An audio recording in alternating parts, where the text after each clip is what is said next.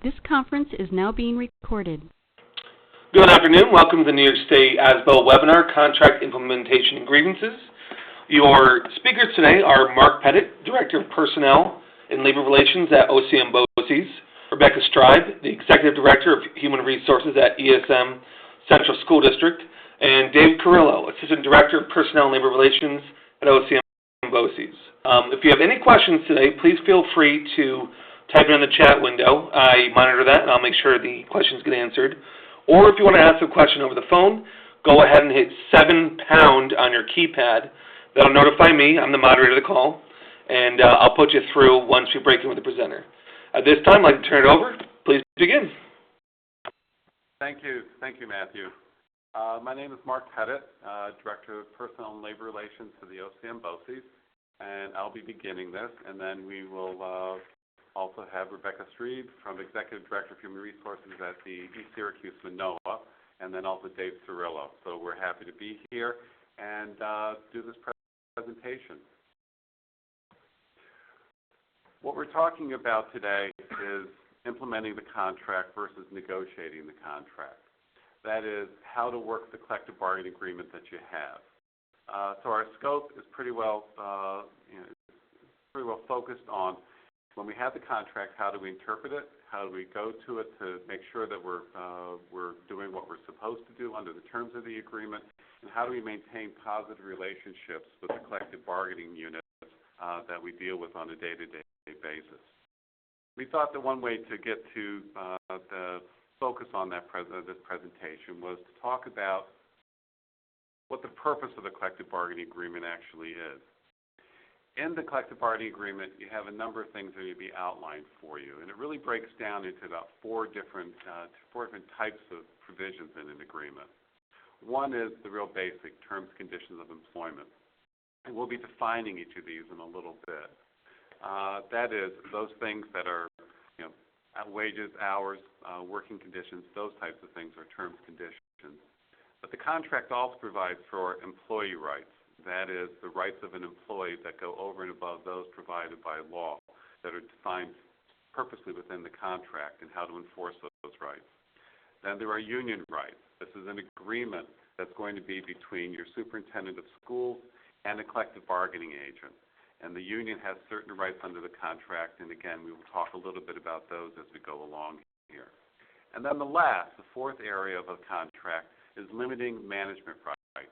We have rights that fall to us by nature, by law, as management. And sometimes we agree to language that limits those rights, and again, we will talk about those. We find it's a good way to frame a discussion is to identify a contract provision and how it falls into one of these areas. Good afternoon. My name is Dave Carrillo. I'm the Assistant Director of Personnel and Labor Relations at the OCM BOCES. And I'm going to be talking throughout this presentation on just various topics. The slide in front of you is giving you the official PERBS definition, and I'll let you read that to yourselves. But just to point out that the most frustrating thing about most legalese is that they define terms with their own definition, which doesn't make any sense. So what is a term and condition of employment? Well, as you see here, PERB defines it as salaries, wages, hours, and other terms and conditions. But what are those terms and conditions? That's what you want them to define, and they really don't do that quite well. And that's why you end up with dozens, if not hundreds, of decisions on what are terms and conditions. So they could have done a better job here, but anything really that has to do with salary, wages, and hours is the fundamental concept. Right, next slide. All right, back up one. Here's an example that we pulled out just to show you what a term and condition is. And you can open the contract, and there's various and numerous examples of conditions. And this one here is like an automotive mechanic or mechanics and helpers will be provided coveralls. We categorize it in the labor relations field into three main categories, and we don't have that listed here, but it usually falls into either time, power, or money. One of those three aspects are going to be identified. And here are some other examples that we'll pull up for you. It should automatically. Try it again. they're not pulling up. We're going back up the slide. We're having difficulty with the slides. There's various examples that come up. For example, work hours, holidays, vacation days, and I don't have them memorized, but leaves of absences. Those are all examples of terms and conditions of employment that have to be negotiated. And later on, as we continue on the presentation, we'll talk about what is a mandatory versus non-mandatory subject, which can be quite confusing for us. Next slide. Another area that's defined in the contract are employee rights. And this is an example of an employee right that's found in many contracts, district contracts, that nothing can be placed in an employee's personnel file that's disciplinary or negative or an evaluation report without the employee having knowledge of it and seeing it. And oftentimes you will see language that you will have the employee sign off that they've read it and they're aware that it's going in the personnel file. It doesn't mean that they agree with it. And oftentimes you'll see language that allows the employee to attach a rebuttal if they don't agree with the disciplinary letter or the evaluation, which would also go in their contract. That's not a right that an employee has automatically, but it is language that unions will negotiate quite often. Another employee right could be seniority. For both teachers under education law and for non-instructional employees under civil service law, seniority is pretty well spelled out. But there are examples when the law does not cover seniority rights for certain employees.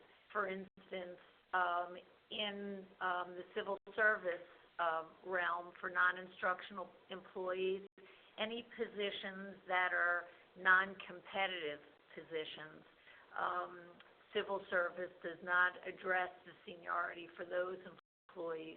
So, for example, a custodial worker is a non-competitive position. Food service helpers are non-competitive positions, and seniority isn't determined under civil service law for those positions. So if you're going to be doing any kind of a layoff or transfers of employees that may be governed by seniority, it's generally the contract will define, and unions will look to negotiate how we are going to define seniority for those purposes.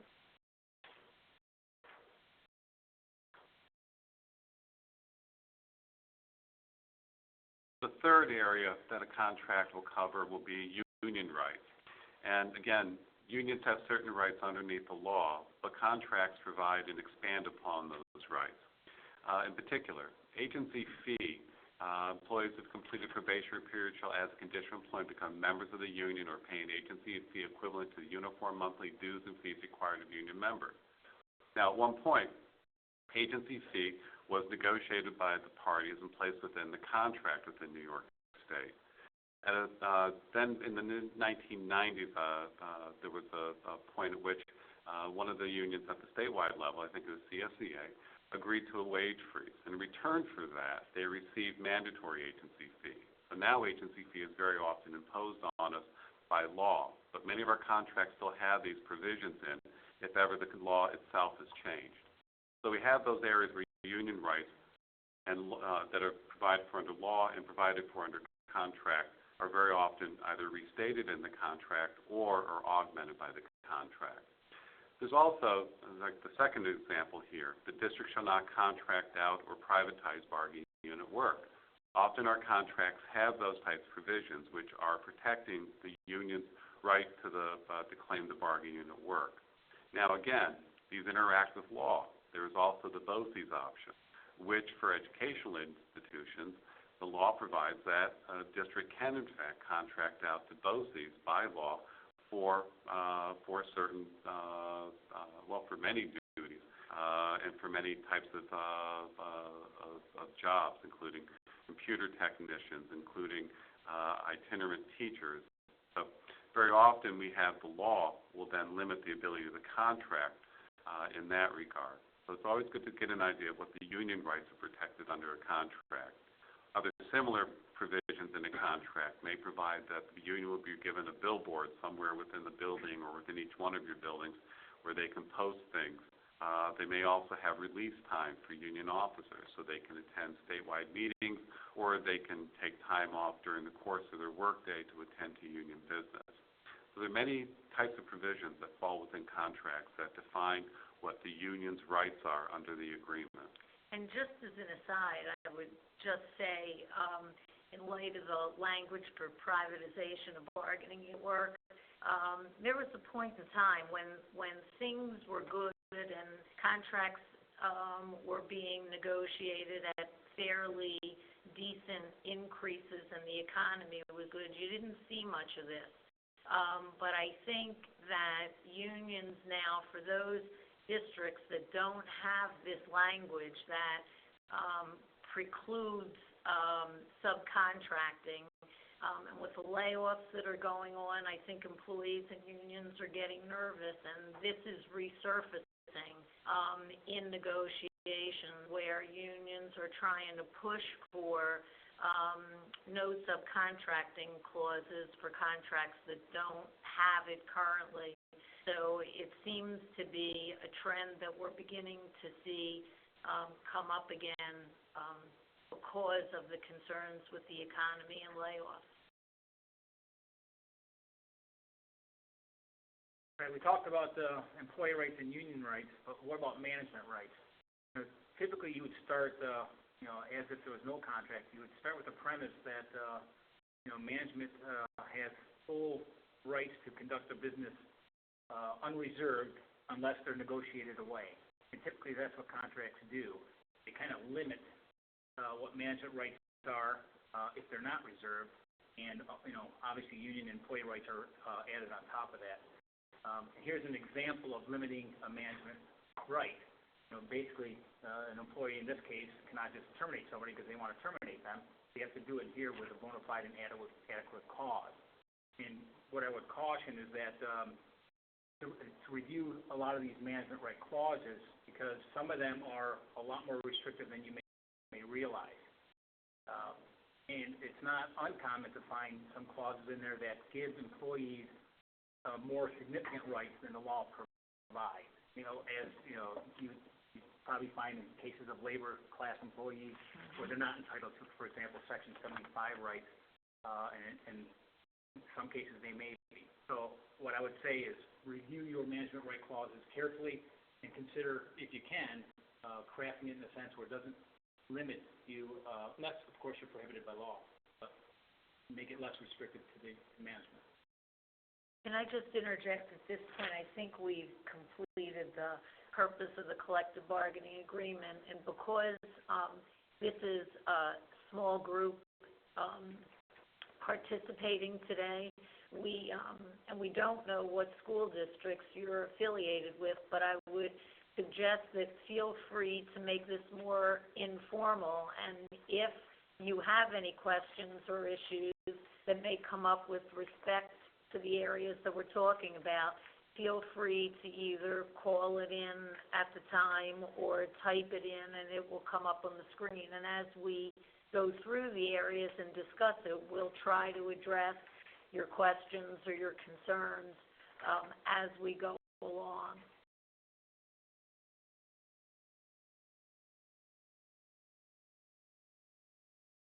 Where are we? Oh, that's me. Now we want to talk a little bit about the role of the collective bargaining agreement versus board policy, and what are the expectations of both, and what are the differences. The role of the Board of Education policy is to address those things where the contract is silent on the issue. So in the absence of a contract provision, if there is a policy that addresses that issue, board policy would prevail. Where there's contract language that may be unclear, the board policy may be able to address the clarity and more clearly define the intent or the impact of the contract. And where the contract contradicts policy,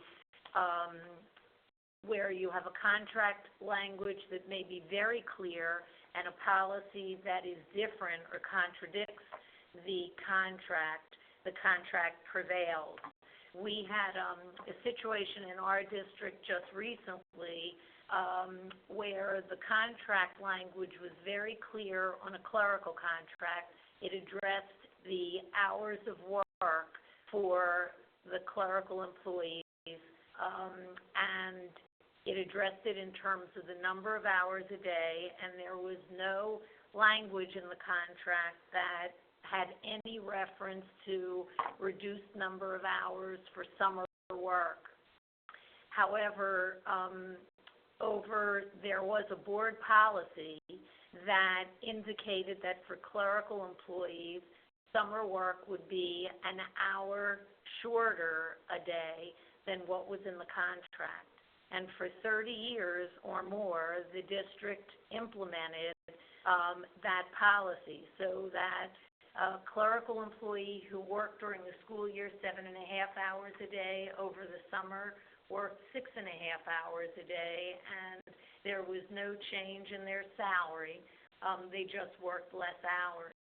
Well, as things progressed and school districts became more under the gun with respect to comptroller audits and accountability, the district was concerned about allowing clerical employees to work for the same amount of money for less time.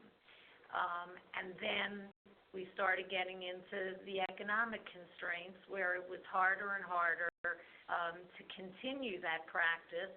And we were expecting employees to do more work with less staff. So the district took the position that we were going to eliminate the summer hours and that everybody was going to work the same amount of hours, not only during the school year, but also in the summer.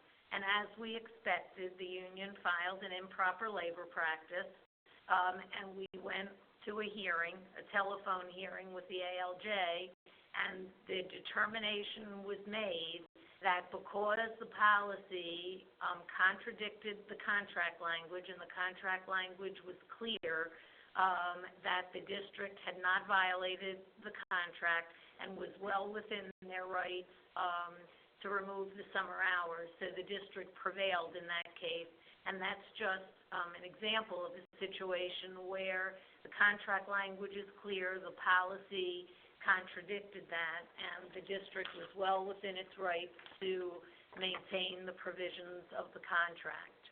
And I think we have a question that came up. No. Oh, no, okay. Okay, just to piggyback on Becky's point there, whenever you're dealing with policy and in your positions working as business officials or whatever role you have within the district, you're going to be asked to assist the board in developing and drafting policy. So always make sure that when you're drafting a policy, particularly when it deals with anything that may impact on terms and conditions of employment, check the contracts to make sure that the policy is going to be in line with the contracts so that you don't end up with a contradiction between policy and contractual obligations. And in the same way, if you're drafting a policy, check what your practices are also, so that if in fact you have a practice which goes counter to where the board wants to head with the policy, that you've addressed that up front to make sure that you can in fact modify that. So again, as drafting policy, check your practices and your contract language. One of the primary sections of the contract is going to be the grievance procedure.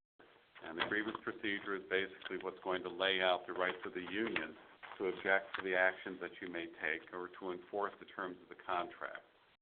Generally, grievance only runs one way. The union has the right to file a grievance. Employees have the right to file a grievance. Management, though sometimes we prefer to, does not have a right to file a grievance under most contracts. Because again, we act, the union reacts. So what we do is we make an action. The union then may file a grievance saying that action goes contrary to the contract terms.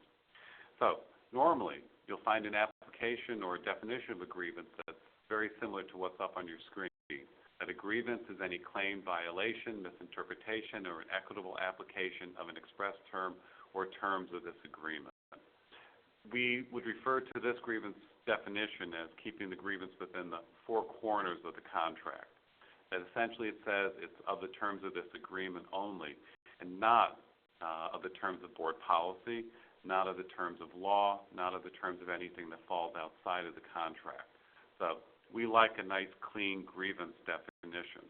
So when you're looking at your contract, see if your definition is similar to this or if your definition is more expansive. If it is more expansive, that may be an issue that you want to take up in future negotiations. We have the little bullet here, and just so you know, as we go through this, it appears we've lost our animation, so things aren't flying up the way they're supposed to. But one of the questions that often comes up is discipline grievable? Most of our contracts are silent as to the issue of discipline, and they're silent for a specific reason, and that's because discipline is normally covered underneath law, either civil service law or education law. So if the contract is silent as to the issues of discipline, then the contract will not serve as the right under the grievance procedure relative to discipline.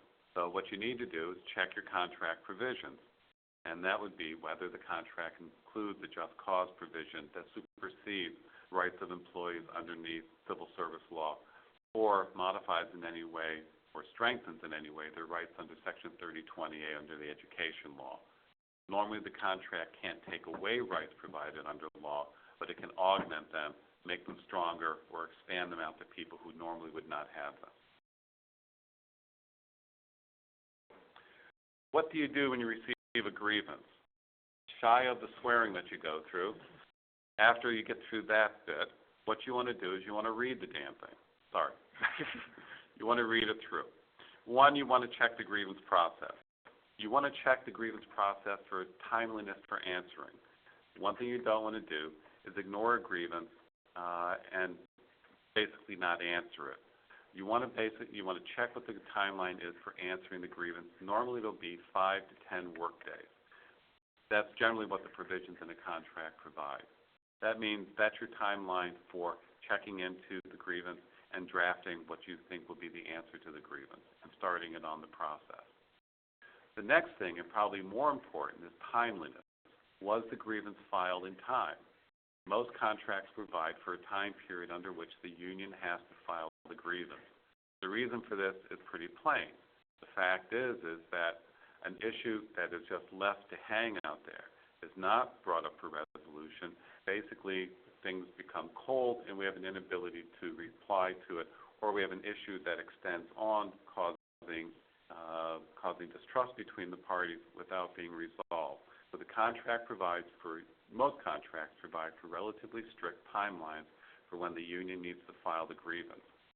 Read that provision carefully. It will normally read something like, a grievance must be filed within 30 days of when the grievant or the association became aware of the circumstances which gave rise to the grievance. Now, other places in your contract will define what a day is. So you have to look through, through multiple layers sometimes.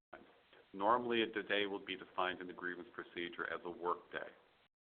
So give a look to that to make sure, if in fact these are work days or calendar days that are being referenced in the grievance procedure.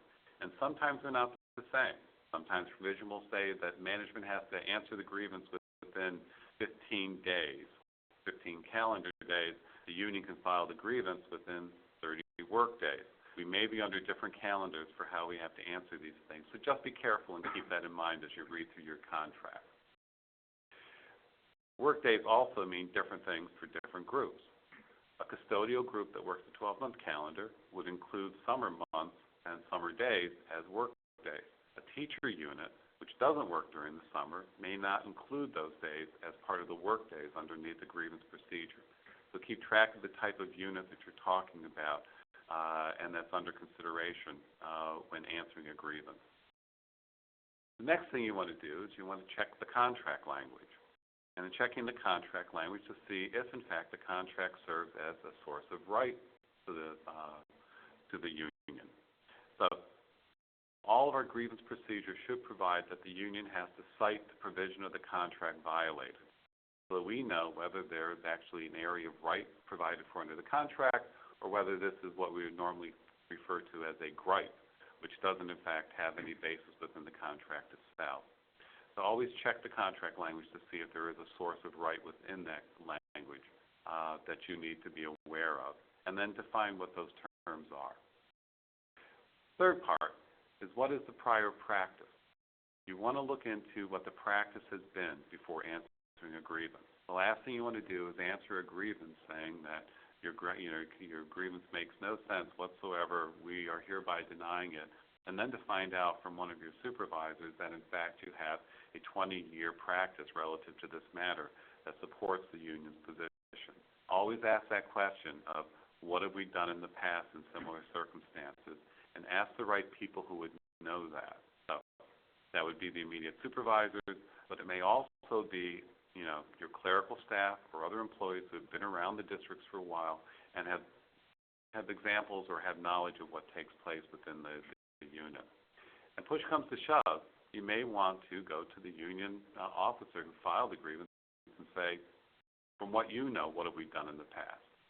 One, show that you trust them to tell you the truth, and two, it will provide you some information that may save you from answering a grievance wrongly. And also, you have the ability, I think, in the words of Ronald Reagan, trust but verify. So get what they believe would be the prior practice, but verify that with your own sources as you go along. One other question, or one other point on timelines for answering the grievance. Very often a grievance procedure will provide that if a grievance is not answered within a time period provided for by management, that the grievance automatically moves to the next level of the grievance procedure.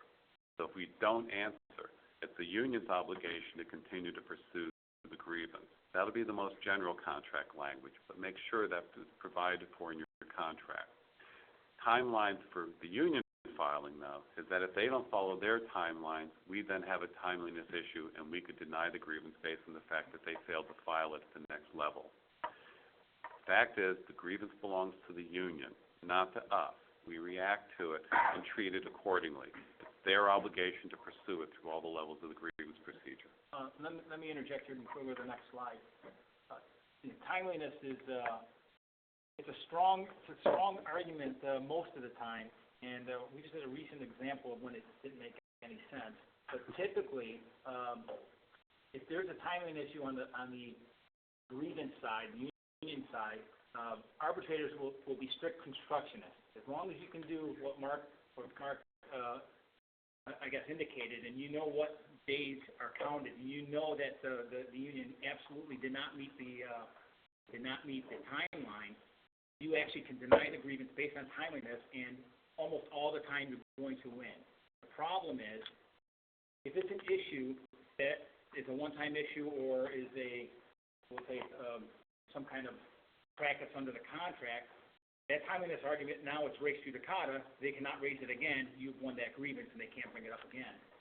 We just had a recent example where that didn't make any sense because the union failed to file a grievance on time. The association, or the district, actually filed a timeliness argument and also made an argument for the merits, just in case the timeliness argument didn't go through. The arbitrator agreed with the district and said, you have failed to meet the timelines, therefore this grievance is denied. However, and he kind of slapped the district in the face in this case and said, but should the union grieve it again next time the district does it, we will allow the grievance to come through. Because this issue was just to summarize, I don't want to get into the details, was a stipend issue where the stipends were paid once a year. So the arbitrator said at that point is, well, you weren't timely when you didn't get paid the stipend the first time, so no. But basically, if the stipend's not paid again, file it. So in that case, it was a waste of time and money because what the arbitrator should have done was say, okay, it wasn't timely, but let me answer the merits anyways. Right. Or, knowing that, maybe not file a timeliness claim because you want to get to the merits. Sometimes it's more important to get a ruling from the arbitrator to know what the actual outcome is going to be rather than win or lose on timeliness, because you want an answer to it one way or the other. So what I would suggest is sit with your labor relations guys, your attorneys, to determine whether or not you want to make the argument to begin with. But typically, it's a good argument to have coupled in with your merits argument. But again, that was just kind of an example of when it doesn't work. Mm-hmm. Parts of a grievance. Often I'll meet with the Board of Education in executive session and prepare them for hearing a grievance that the union has filed. And the first thing I'll tell the board to do, this is their process, and I want them to be in control of the process. And the board president, I'll say, here's your script. First question you ask the union, what provision of the contract is violated? Because we want the union to identify the specific provisions of the agreement that were violated. We want them to do this for two reasons. One, to show that there's actually a source of right in the contract terms. And two, we want to limit their arguments down to those provisions of the contract they've identified so that we know what exactly it is we're defending against relative to the contract language. Second thing is we want them to explain how did the district violate the agreement. Tell us your story so we understand it. Because again, we have a hard time defending ourselves relative to a grievance if we don't understand the actual circumstances that gave rise to it. And the best people to tell you that are the people in the union, because they're the ones who filed the grievance in the first place. This may, again, limit limit the scope of the grievance. It may also explain an issue to you so that you can then say, okay, I understand that, and I understand that we can maybe address this because I understand what your actual interest is in filing this grievance when they tell you the story. So always get the story. Third part is what remedy is the union seeking? The union, again, is in control of the grievance, and they're the ones who are going to be asking for a remedy relative to the matter. Often, when we ask for what the remedy is, we'll find out that, again, the scope of this grievance is somewhat limited as far as what they're seeking. And whatever remedy they're seeking relative to the grievance may also tell you a lot about how you can actually work to maybe resolve this matter down the road. So those are the three parts of the grievance that you want to have identified. If in your district you have a grievance procedure and you have a grievance form laid out, make sure that these three things are covered underneath that so that it drives the conversation relative to a grievance and gets you the information you need, both to answer the grievance but also to attempt to resolve the grievance somewhere down the road. The formal grievance procedure that's defined in the contract is not the only way to resolve a grievance. A grievance, it can also be done informally as a problem-solving measure as opposed to going through the formal grievance procedure. And a lot of that, the success of that, is going to depend on the relationship that you have with your union representatives and the ability and the process that you have established to communicate openly with the union. How you resolve the grievance really depends on a lot of factors, which we'll talk a little bit about going further in the presentation. But as a general rule, I think it's always best to try to resolve it informally and internally because you have the ability to communicate with the union, find out really what the issues are. Sometimes the contract will be cited, but there are other underlying issues that you don't know about until you discuss it. And you could be blindsided if it comes up in a formal process and you are unaware that, there were other issues surrounding the grievance. So I think it's always good to dialogue and try to resolve it informally amongst the parties. I think it also gives the ability to do more of a win-win, to both the district and the union feel that they've gotten something out of the settlement, and there's not a win-lose type of scenario. But the things that you need to consider about when to settle are things. I think the one thing you need to look at in the contract language is what is the grievance process. Many collective bargaining agreements have the grievance process ending in binding arbitration. When a third-party arbitrator comes in, if the grievance can't be resolved at the district level, an arbitrator is selected to hear it, and that third-party arbitrator makes a decision one way or the other, decides in favor of the district or the union. So it's a win-lose type of a situation. There's a cost involved with arbitration, and there can generally be a cost involved with the settlement. There could be, depending on what the grievance is, there could be back pay issues if it's a salary dispute, or if the argument is made that the employee was adversely compensated, so there could be a back pay settlement from the time that the grievance, the violation first occurred. There is also a indication of blame. One party is going to be right and one party is going to be wrong. And if you can settle it internally where both sides of the grievance are willing to do some compromising, you may be able to come up with a resolution where nobody's necessarily to blame, but it's in the best interest of everybody to resolve it informally. And also, any kind of a settlement, whether it's through a formal grievance procedure, as David pointed out earlier, or it's an informal resolution, both sides get clarity to the issue, and it resolves the question that's at the heart of the grievance. Generally, if you're going to resolve a grievance informally without using the formal grievance procedure and a third-party arbitrator, it's important that if you come to some kind of a compromise with the union, that you draft a settlement in writing, so everybody has a clear understanding of what the settlement is, and that when defining the settlement and clarifying the issue, it's in writing, so going forward you don't have the same grievance or the same misunderstanding of the issue going forward. Generally, when drafting a settlement, that's in the form of a memorandum of understanding, and what that means is both parties have an understanding of what the intent of the contract language is and what it means. And there are certain things that should be included in every memorandum of understanding to clarify the contract language and make sure you don't have the same misunderstanding going forward. One is you can put in language that indicates that you're agreeing to a settlement with no admission of guilt.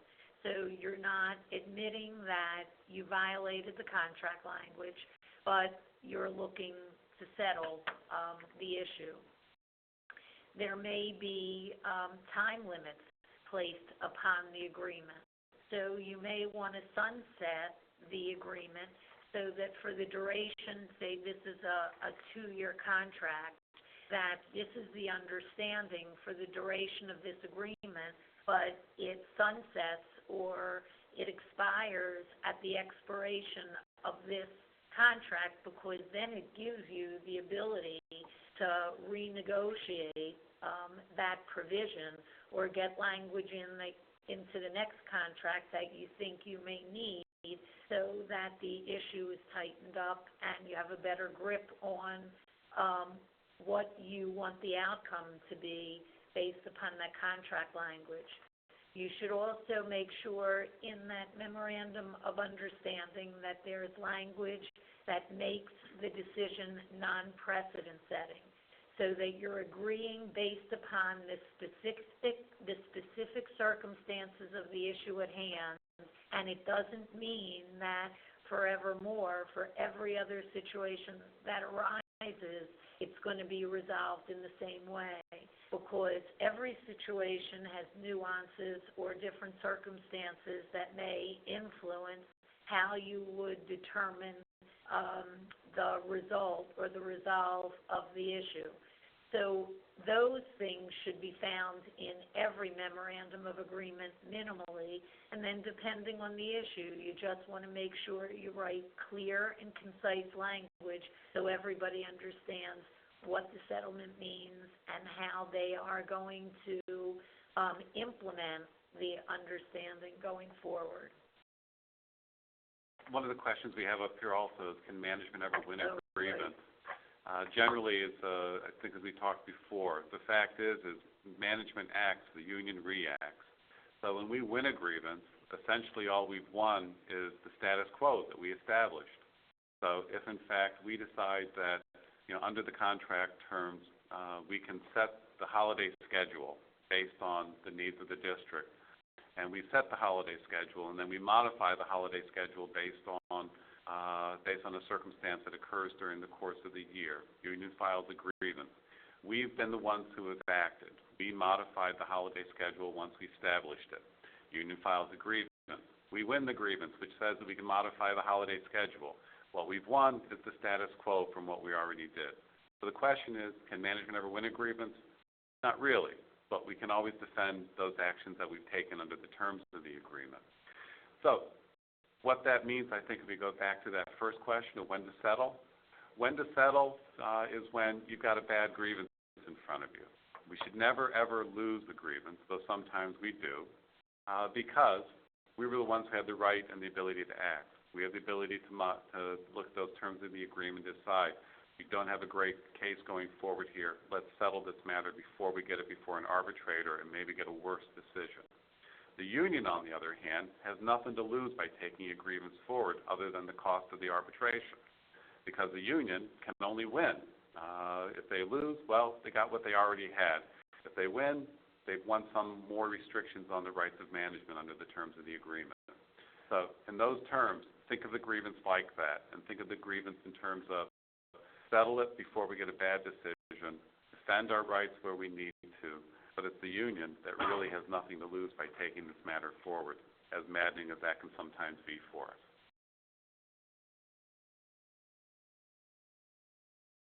What is a past practice? The two most misunderstood words in employee relations. How true is that? Kind of the bane of our existence. Past practice. Next slide. So what is past practice? Well, as you see, there's a couple of key components to it. It has to be kind of a consistent, uniform response for a recurring situation over a substantial period of time. And, it's basically recognized by both sides, whether it's in writing or not. But there's a lot of questions when this comes up. What's a substantial period of time? Is that 1 year? Is that 5 years? Is that 30 years? There's no black and white answer to that, and usually it's dealt on a case-by-case basis. Next slide. So in layman's terms, basically it's that old adage, it's just the way things have been done. So when you ask somebody, well, how is this situation handled? Well, and they say, well, this is how we've been doing it for the past 30 years. That's typically what people refer to as a past practice. But again, it's got to be a repeated action over a substantial period of time. One time does not make a past practice in most cases. And I'll give you an example. One district, there was no contract language as to providing credit to teachers coming in that had prior experience in other districts. So for years and years and years, at least 30 years, they've been giving every year of public service school credit to the new salary schedule in that district. And the one time they decided not to do that, they gave one less year or something like that, but still a substantial number of years, like 14 years to the person.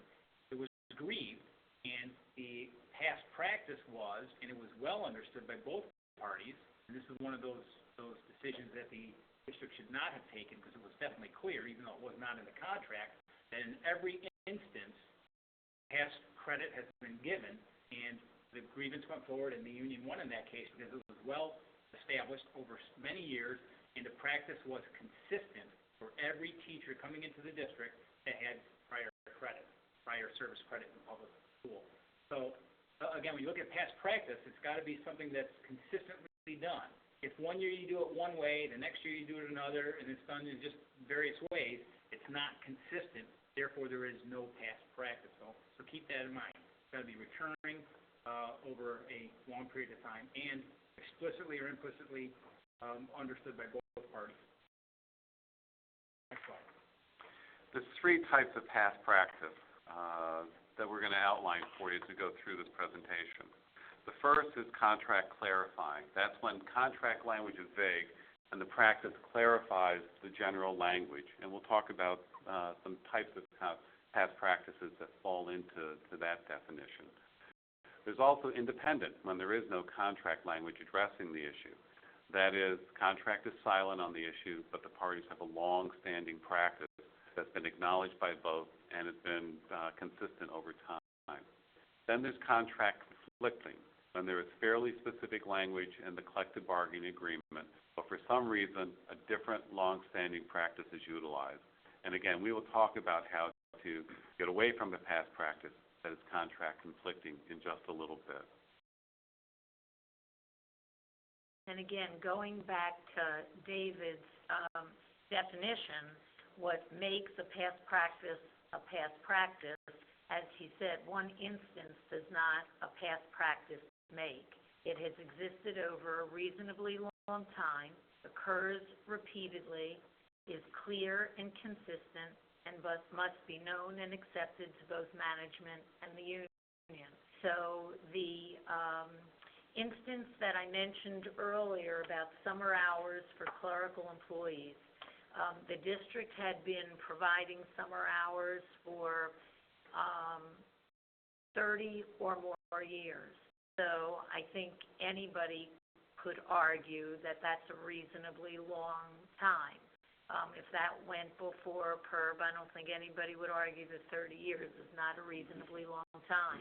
It occurred repeatedly every single summer, and it was clear and consistent in terms of when it happens. A memo went out that indicated summer hours were beginning July 1st through August 31st.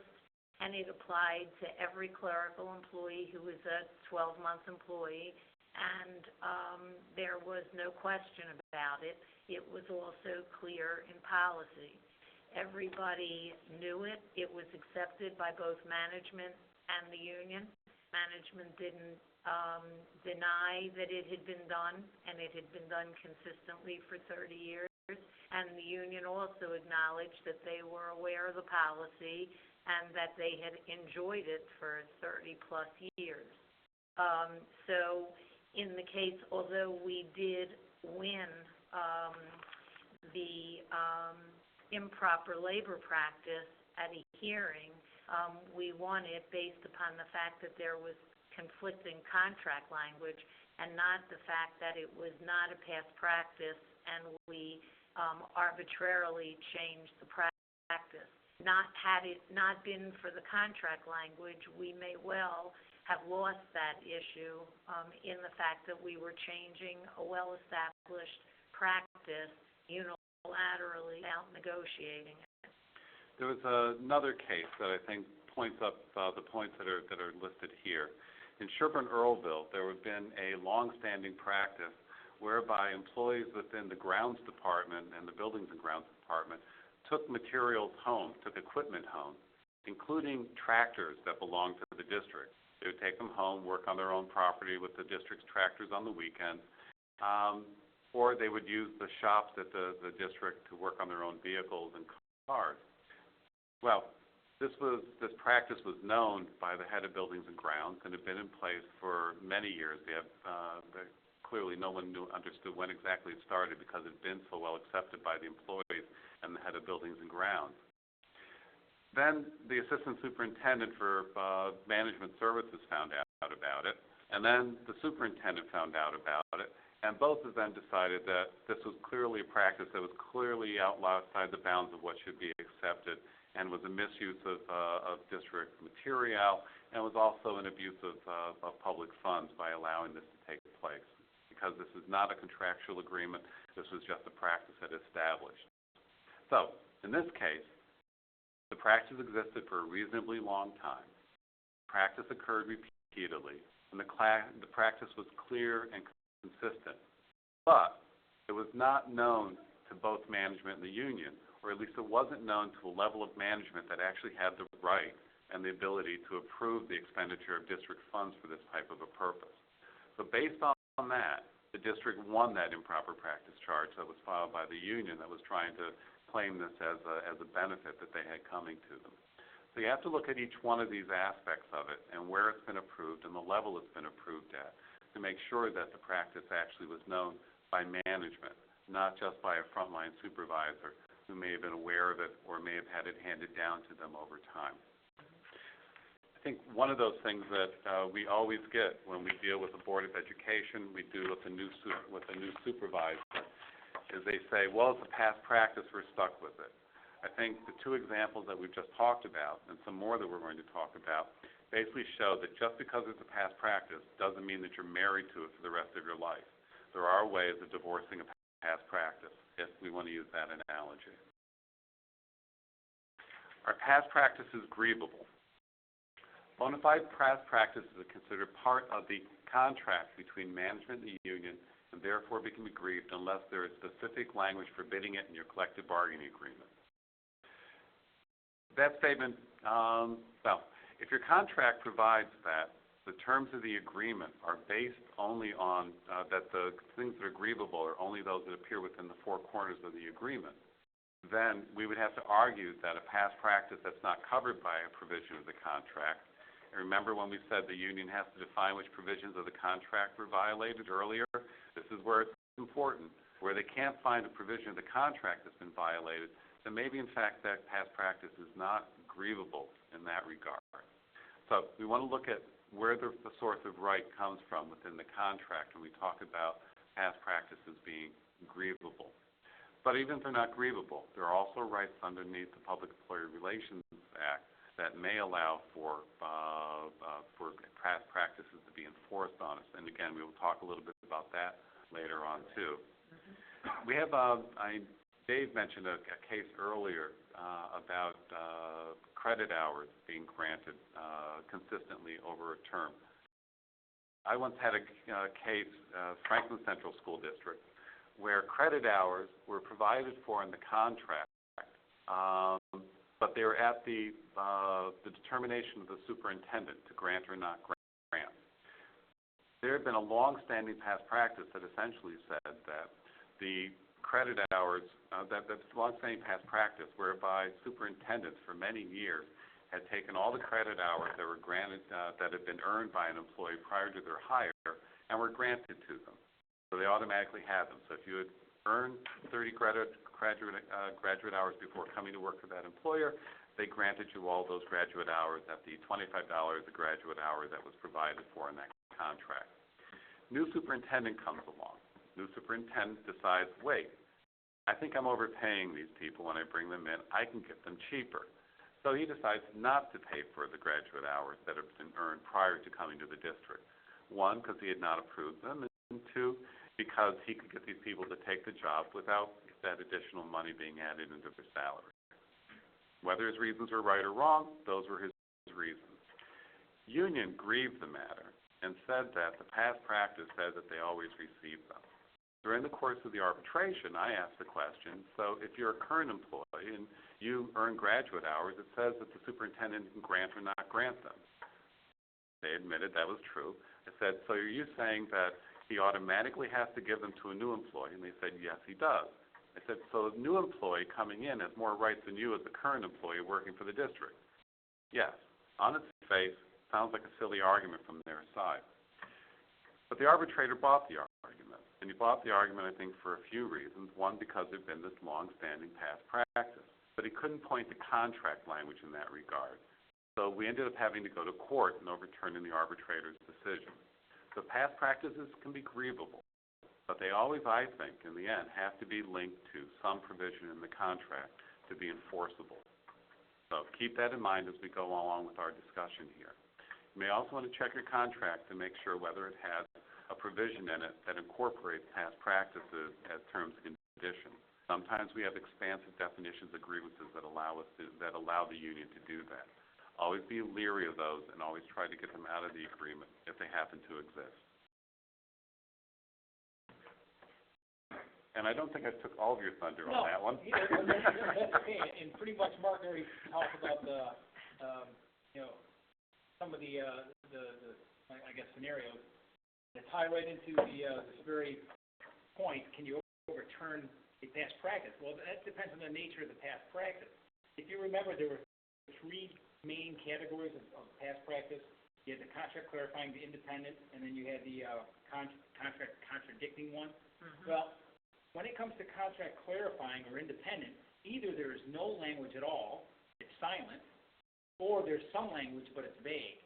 And a lot of times when you're negotiating, you may have some terms in there that you think are crystal clear, but then years later when you have new people in the position, they look at it and like, what the hell do they mean by that language? So what do? You typically look at what the practice was to identify what that language is. So that being the case, if you want to change how you've been doing things based on either no language or vague language, you need to negotiate. That's the typical way to approach it because there's nothing else to do. Either you continue with the practice or you don't. So the only way to change that long-standing practice is to negotiate it. Go to the next slide. Now, that is different when you have your contract conflicting. This is a theory that we call reversion. Now, reversion is a right that the district has because, or the union, I should say, because the language is crystal clear. I think Becky came up with an example earlier about hours worked. I remember there was an example of one district where every Friday they would be released early. I don't know if it was a half hour or hour early. I forgot what the actual scenario was. But the contract was crystal clear on how many hours you have to work a day. So therefore, if the district now says, well, I'm not going to have these guys leave early anymore, I want them to come in, what do they need to do? Do they negotiate it? Well, no. If the language truly is clear, you have to work X amount of hours a day, and now you're releasing them early and they're working less than that, you simply have to put the association on notice for a reasonable period of time, which I believe is 30 days, saying that you're going to revert back to the practice of working that many hours a day. So that's why you don't have to negotiate it. But I would actually look at the language to be certain that it is clear. If you think it's clear, I mean, that you apply the reversion theory, and if they don't agree, then they'll grieve it anyway. But you have nothing to lose. And that goes both ways, too. If the union believes that practice is clear, and we're not doing it that way, they have the right to do the same. So. Okay. Actually, Dave, I want to take you back on the last slide for a little bit. Under an independent past practice that requires negotiations, but there's two bullet points down there, that the original conditions that started the practice have changed significantly, or there is significant ongoing employee abuse. Could you explain that to us? Sure. Remember, independent when there's absolutely no language at all. So you have a practice. I don't know if you want to give me a specific example that's been happening. Like you give Fridays off, but the language doesn't have hours a day work, for example, right? But now, for example, the workload or the work conditions have changed to the point where you need them to work that many hours. So what are you going to do? In that case, the only thing you can do is negotiate for that extra time to be worked because the conditions for that early release have now changed to the point where you need them to do that, but there's nothing clarifying how many hours they have to work. Now, that's kind of I guess, bad example because most contracts have hours worked. But in that concept where that one practice has been done and the conditions for that practice has changed, or as you see by the second bullet, if there's an abuse by employees over a practice, and for example, taking home, I think one example uses vehicles or tractors. Language typically would be silent. And I had one district that, for example, bus drivers would take buses home. because the bus at the employee's house was easier for the employee to get the bus to the district or on their route to the district, and actually would save both the district and the employee time and money. And that practice went on for years, and what do you do in that case? Well, if you want to change it, you want to say, well, I don't want the employees to take the buses home anymore because it's a danger to maybe, or a risk to the employer based on, liability for having a bus home. You have to negotiate that away now because that practice has been clear. They've been doing that for years because maybe now the employee, they're using that bus. Well, maybe it's not a bus in this case, but maybe the mechanics have a work vehicle, but now they're using that work vehicle to go to the store, to do personal things, and they're abusing that benefit. And it really is a benefit. There's a cost to the district on using, district vehicles. So what do you do? If you let this mechanic, for example, use we'll say a pickup truck with a plow on it, and now he's plowing his driveway, okay? Mm-hmm. Is that an abuse? Well, yeah, it's an abuse. Maybe it's not a significant abuse, but it still is. So you catch wind of this, say, yeah, I know you can take your vehicle home, but now you're using it for personal purposes. I'm now going to take that away from you. But what do? You simply can't take it away. Now you have to negotiate it away or prove that it's such a misuse that it violates other, rules or regulations of the district. So, so that's kind of the example of independent past practice.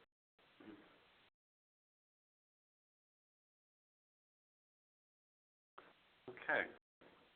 We have some scenarios in the next few slides in terms of addressing past practice. One situation is a collective bargaining agreement says that a doctor's note may be requested when an individual is out sick for 5 or more consecutive days. But the district never actually requested a doctor's note for over a 10-year period from any employee who met the criteria above over 45 times. So can the district, if they haven't asked for it before, begin to ask now for a doctor's note when for 10 years or more they haven't done it? Part of the issue that you also need to be concerned about, even if I would call this a management discretion because it indicates that the district may ask for a doctor's note. It doesn't mean that they have to ask or they must request a doctor's note. So any time the district uses discretion, and discretion can be a double-edged sword. You have to be very careful because you always run the risk of being accused of providing a benefit for one employee that you wouldn't provide for another. And some employees may be quick to say that, you're asking me for a doctor's note because of my protected activities as the union president, but you haven't asked any other employee to provide a note, or that you like one employee better than another, so you're not asking them for a note, but you'll ask me for a note. So the question is, can we begin asking for doctor's notes when the contract language says we may, and the district has not done it? Does anybody want to weigh in any more on, other than the discretion and the obligation to be consistent and fair? Right, and I think, Becky, you hit it right on the head. So you have to be consistent, because when I look at a contract provision and it allows that discretion, we look at it from a management perspective that, okay, for years we just haven't been applying our discretion, or we've been always doing it a certain way, and that's interpreted by usually the association as that it's their right that you don't ask. So it's always very difficult when you start doing a practice like that you're entitled to. But I think that the word may, and Mark may I don't know if you'll agree or disagree at this point, but the word may tells me that the district has the right to do that. And to be perfectly clear, I think, Becky, they have to do exactly what you said, apply it consistently, because if I start saying, well, I'm only going to ask it from custodians, but I'm not going to ask the clerical for notes, or maybe I'll only ask it from, a certain, group, or whatever the case may be, there may be a perception that you are being biased. Now, does that change your right? It does not. But that raises a lot of other issues. So to avoid bringing this beyond a past practice issue, if you're going to do it, whether it's a pain in the ass to do it or not, you just do it. But I think that language that said may, that discretionary language, is very important. And I think you have to have a bona fide reason for doing it. So, for instance, if there are several employees, I mean, it's not unheard of to be out for 5 consecutive days with the flu. So an employee who one time in their employment career is out 5 consecutive days, or over the course of 30 years comes down with the flu or something and is out for 5 consecutive days on occasion, that's one thing. But an employee who is out 5 consecutive days on several occasions every year, and maybe it's before or after a holiday or a vacation period, and there tends to be a pattern of these types of absences, then I think at least you can make the argument that there's a basis for asking for it for this employee because there appears to be a pattern, or you're concerned about abuse, and as long as they're providing the doctor's notes, then it satisfies the rationale for why the person has been out as much as they have. There may be some medical instances that you're unaware of, and the doctor's note confirms that. But if you are going to implement it, make sure that it's based on some objective, concrete reasons, like an ongoing situation or a pattern of abuse or suspected abuse. My primary comment on this particular language is they need to get the word consecutive the hell out of there.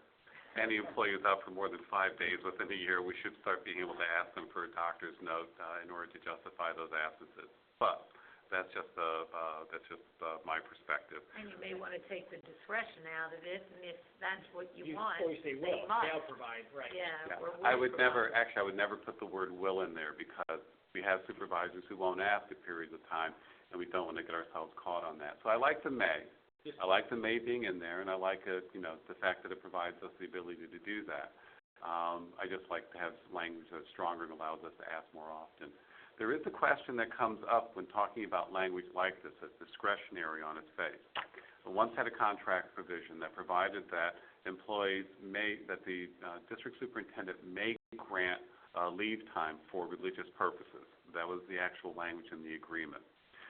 We ran into a series of situations where people were, I think, abusing the leave itself and asking for quite a bit. And it got to the point where the superintendent wanted to put a restriction on that said he wasn't going to grant any more than 3 days underneath that provision. We ran into a problem with that, in that the superintendent at that point came up with a rule interpreting the contract language that no longer allowed for him to allow for it, but now had a rule about it. And the rule then would become grievable because he had augmented the contract language by putting a specific limit as opposed to his discretion within the contract. So be careful when you have discretionary language, that you don't box yourself in or create a new rule that limits the contract language or limits your flexibility and your discretion, because that could be seen as you've now modified the terms of the agreement. We're going to go to the next question we had on past practice. For over 5 years, custodial workers have been allowed to work first shift. Everybody moves up for the Christmas holiday. This year, without reason, the custodial supervisor has decided that all 3 shifts will be needed, and each employee will work their regularly assigned shift. What type of past practice is this, and can we change it? We call this the Scrooge practice. Or no, it was not the Scrooge practice, but then he changed it to imposing one.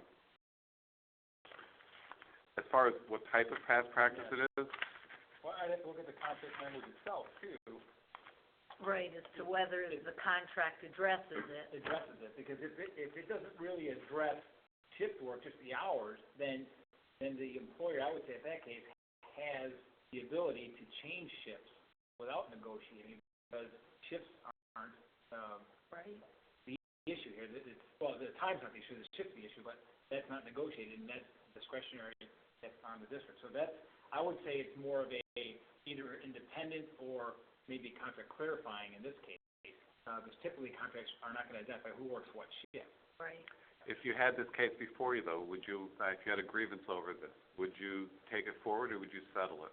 Well, this is a good example of sitting down with your union reps at this point, because first of all, you have to find out why there's all of a sudden they shift. Is this just an arbitrary shift because the supervisor doesn't like the staff anymore, or a new supervisor? And maybe there's an absolute valid reason to change the shift.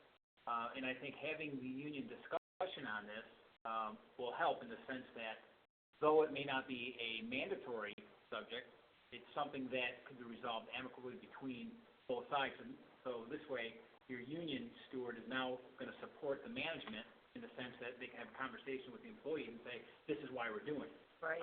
It's not being done because we don't want to give you the benefit of the shift. And a lot of times, it's not arbitrary. I mean, I very rarely, I don't know if I can identify any cases where management all of a sudden did a shift like this for an arbitrary, capricious reason. Right. It's always been for some fiscal reason. So, in that case, I think the best way to handle it, from my approach, is sitting down with the union itself and discussing why it was done. And I'm not saying negotiate it, but at least have a conversation. This is Right. why it's done. We're going to continue to do it, or maybe if there's another way to do it, we'll talk about that. But the district at this point will not be on the hook to make the change. But if you want to change it, negotiate the change. Right. That's the case. But. And then the last past practice, which stems from contract language that says employees are eligible to receive 5 days to care for a family member who has a serious illness, and an employee took time off for his sick dog. The district sends out a memo that limits the provision by clearly defining what a family member is and what constitutes a serious illness. Can we provide this clarification to the past practice? One would hope. We, in fact, could provide such a clarification. You may also want to bring the employee up on disciplinary charges for bad use of sarcasm.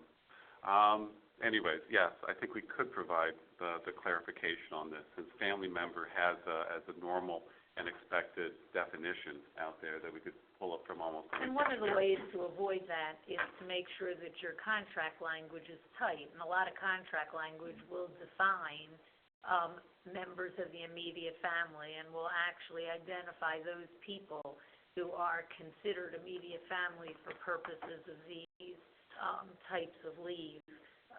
So it helps, the clearer the language, the better chance you have of not running into these kinds of issues.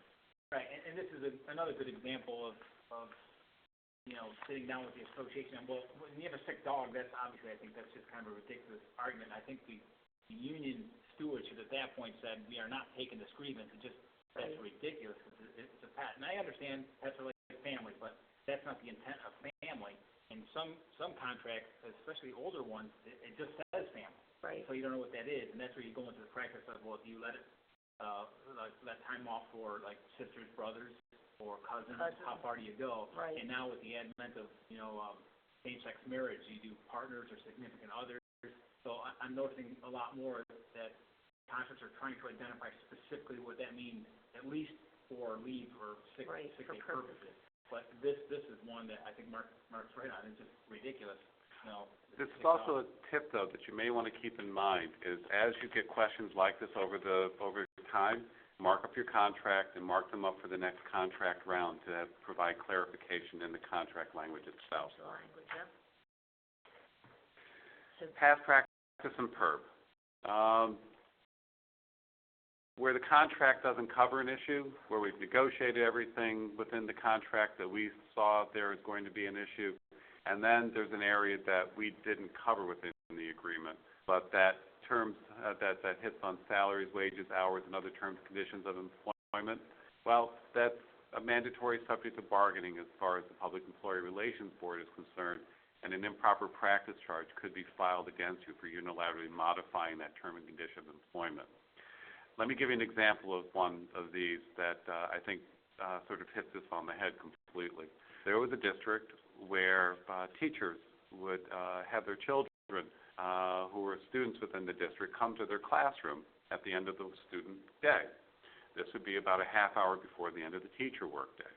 Teachers during that time, and also beyond that time, would be required to meet with parents, meet with administrators, and also go to faculty meetings.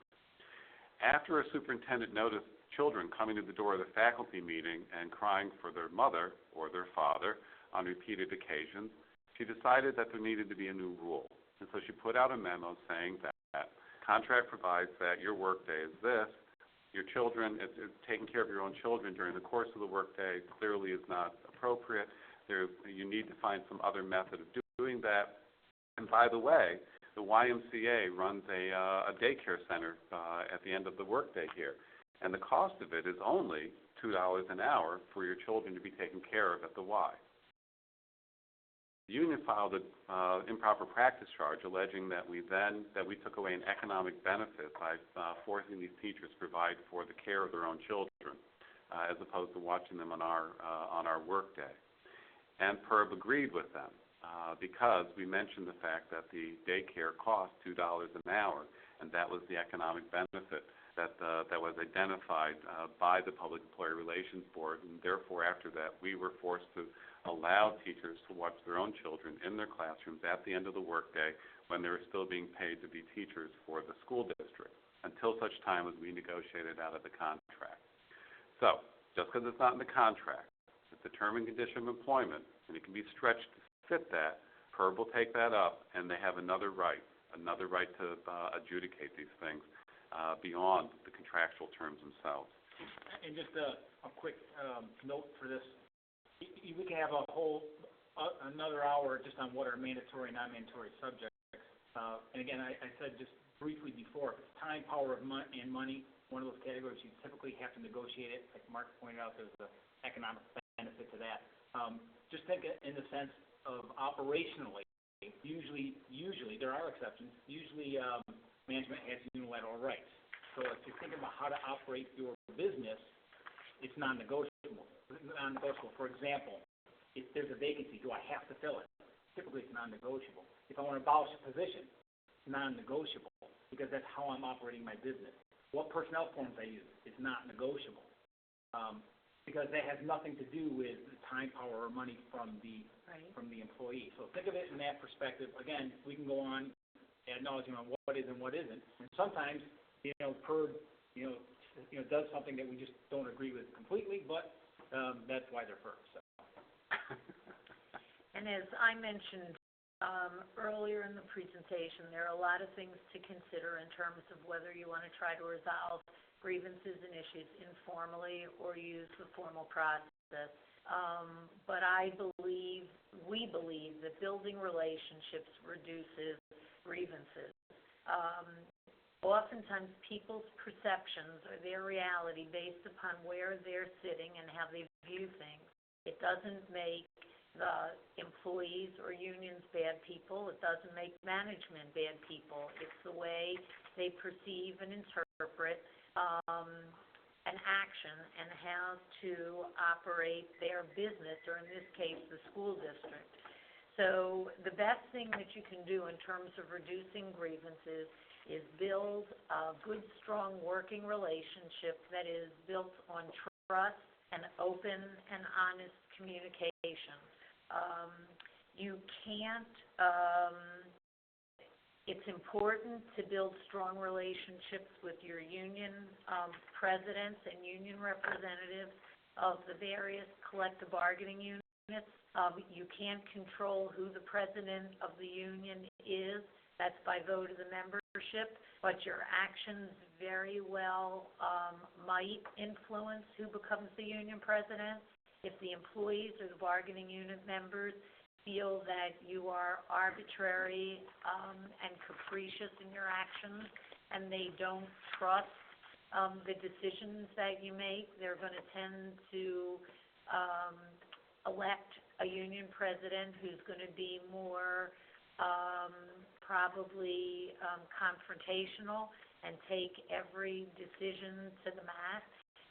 So you want to avoid that to the extent that you can, and by communicating and trying to resolve things informally, I think you promote an environment of collegiality, and you build up relationships that allow you to resolve things informally. And just to wrap it up and kind of summarize basically what Becky was just saying, communication is key.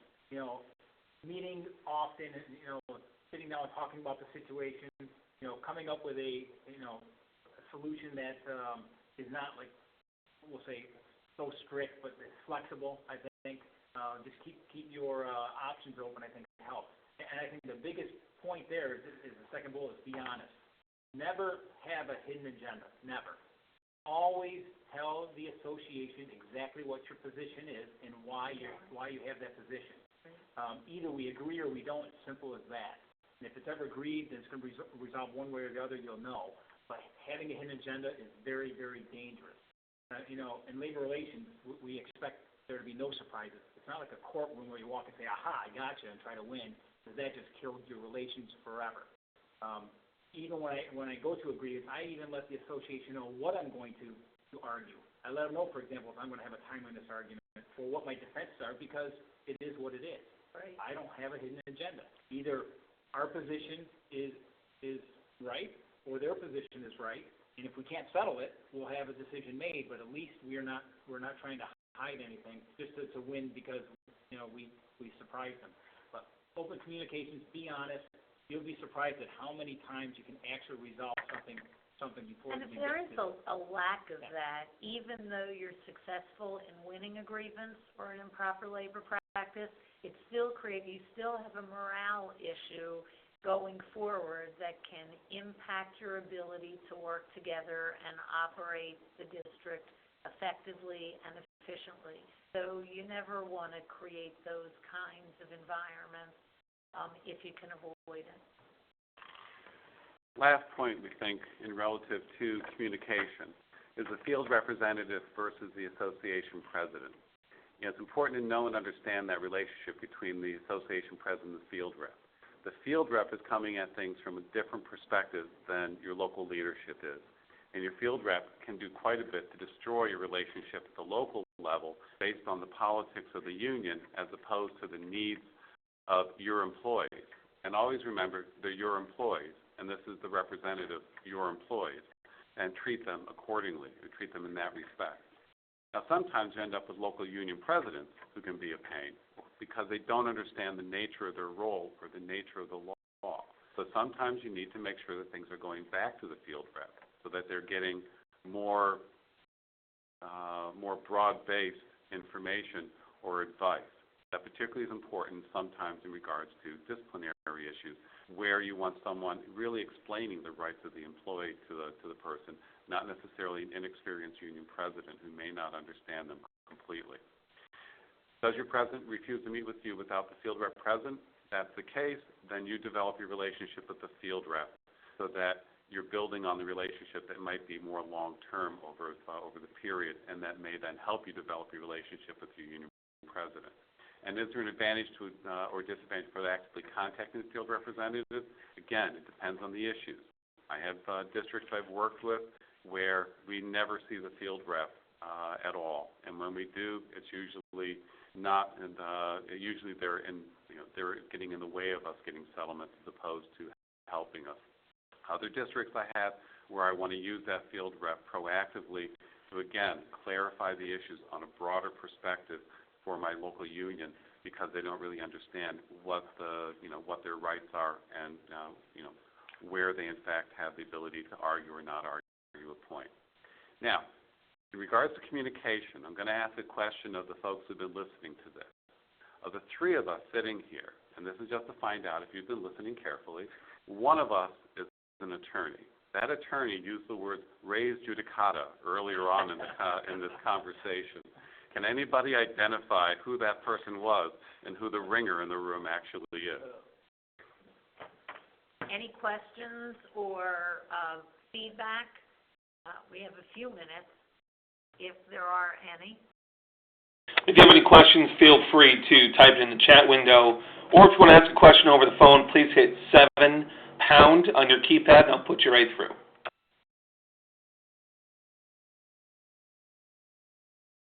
Oh, you did such a good job. There's no questions. That's awesome. No questions yet. Anyone at all? All three of you? Rob, Joy, Marcia?